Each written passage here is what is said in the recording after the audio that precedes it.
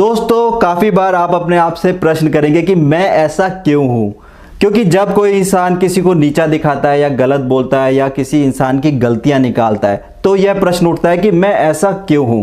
लेकिन दुनिया में कोई भी इंसान बिगर गलतियों के नहीं आता, लेकिन इंसान में गलतियां भी होती हैं और अच्छाइयां भी होती हैं। किसी में अच्छाइयां बहुत ही ज़्यादा होती हैं। सिर्फ आप लोगों को यह जानना है कि आप में क्या क्या खूबियां हैं या क्या क्या अच्छाइयां हैं। अगर आपको यह पता चल जाए तो आप उसी से रिलेटेड काम कीजिए और उसके बाद देखना कि आप अपने जीवन में कितना कामयाब होते हैं और सफल होते हैं।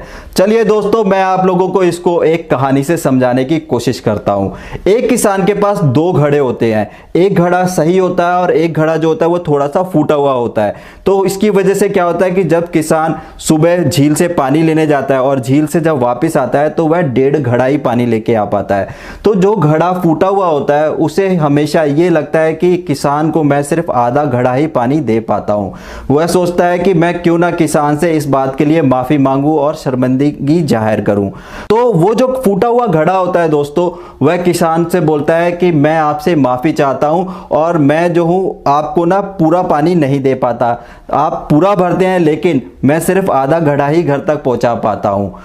तो किसान कहता है कि तुम्हें इससे परेशान होने की जरूरत नहीं है और अपने आप को शर्मिंदा मत करो। फिर किसान उससे कहता है कि कल जब सुबह मैं झील पे जाऊंगा तो तुम देखना कि जब तुम आओगे तो तुम्हारी तरफ तुम्हें मिलेंगे बहुत ही खूबसूरत फूल और बहुत ही अच्छे पौधे मिलेंगे।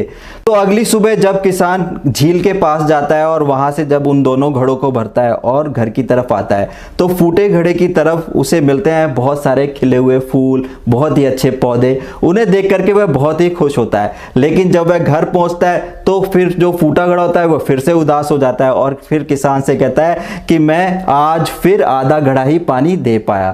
तो किसान कहता है कि तुमने शायद गौर नहीं किया, जितने भी पौधे और जो फूल थे वह सिर्फ तुम्हारी तरफ ही थे और जो घड़ा सही है उस तरफ कोई भी पौधे या फूल नहीं खिले हुए थे।